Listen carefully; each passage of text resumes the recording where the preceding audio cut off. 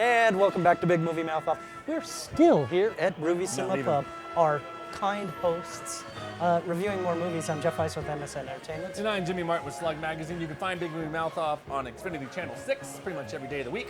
And also on Xfinity On Demand, Utah On Demand, Salt Lake Alternative. Big folder right there. Tons of reviews.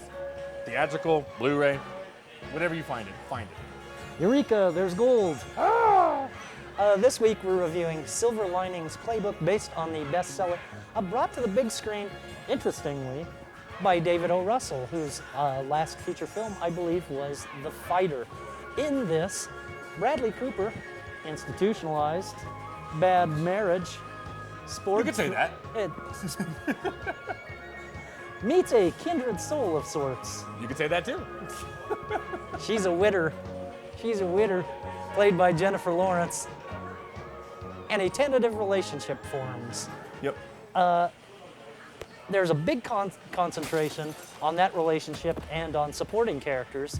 Let me just break it down for you. The whole time you're rooting for this Hemingway guy to survive the war and to be with the woman that he loves. It's 4 o'clock in the morning. Can't somebody say, hey, let's have a good ending to the story? I can't apologize. You know what I will do? I will apologize on behalf of Ernest Hemingway, because that's who's to blame here. Yeah, have Ernest Hemingway call us and apologize to us, too. What are you gonna do with yourself? I'm getting trim, getting really fit for Nikki. Patrick, she left. She's gone. Doc, I have one incident. I come home from work, I see my wife's in the shower. I pull the curtain back. So yeah, I snapped. Hey, Tiffany. This is Pat. You look nice.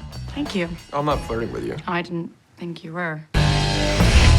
Look, I think you're really pretty, but I'm married, okay? So am I. No, that's confusing. He's dead. Wait, what's happening?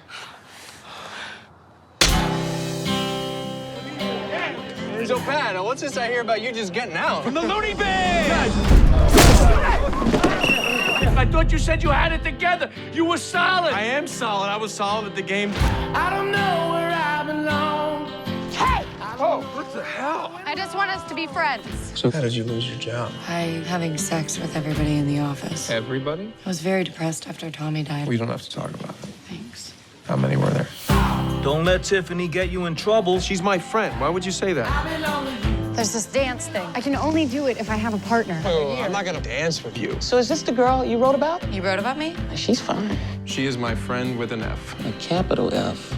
She's fine. For friend. Let me tell you, you gotta pay attention to the signs. When life reaches out with a moment like this, it's a sin if you don't reach back. I'm telling you, it's a sin if you don't reach back.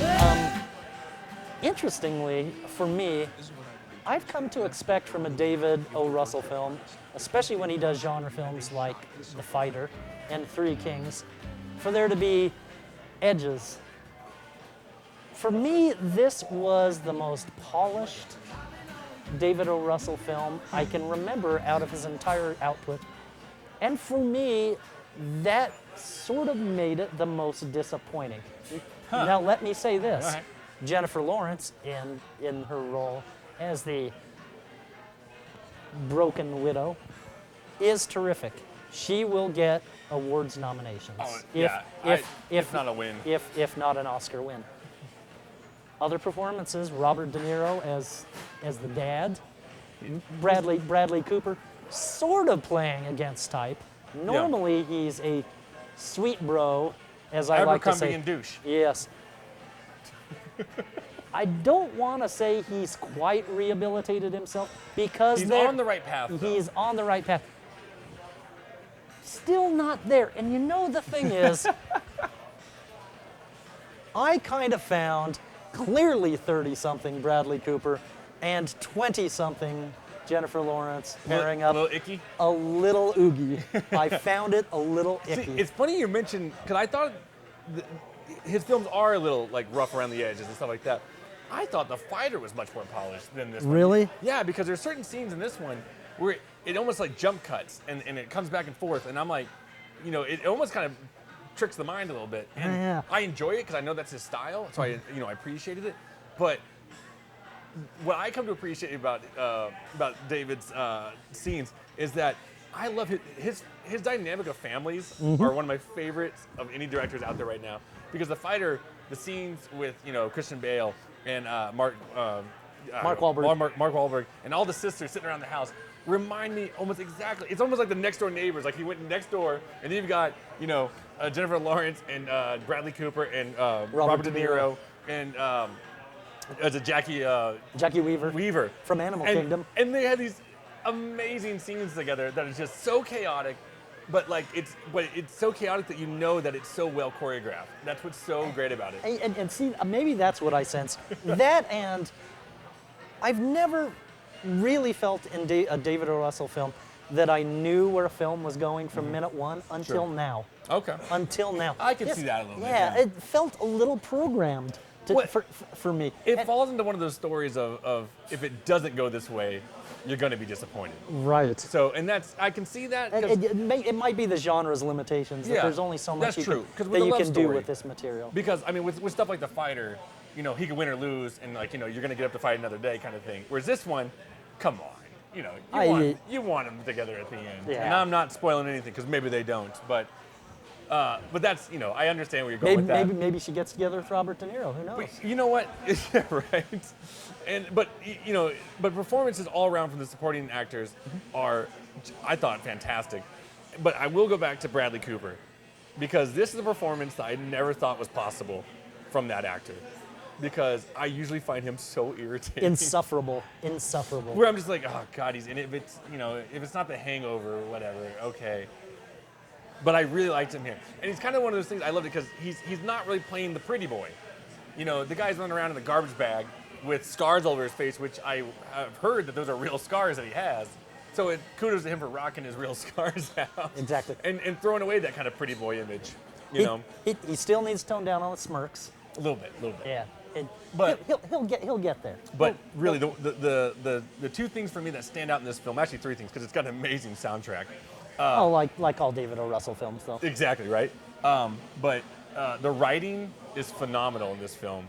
A great adaptation that David O. Russell brought to the screen. But, I mean, back to what you said, Jennifer Lawrence. Yeah. It's phenomenal what this girl can do, even at such a young age. And she had her nomination for Winter's Bone, didn't take it home.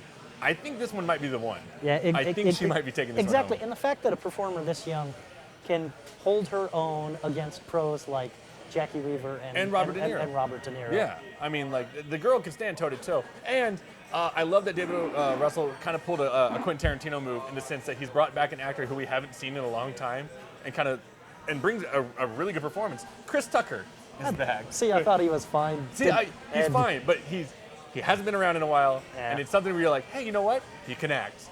Bring him back. Because I was a Chris Tucker fan. See, I'm not. I'm of the how can we miss you if you won't go away. I appreciate it. Again, for Jennifer Lawrence, like her, 2.5. Really? For me, yes.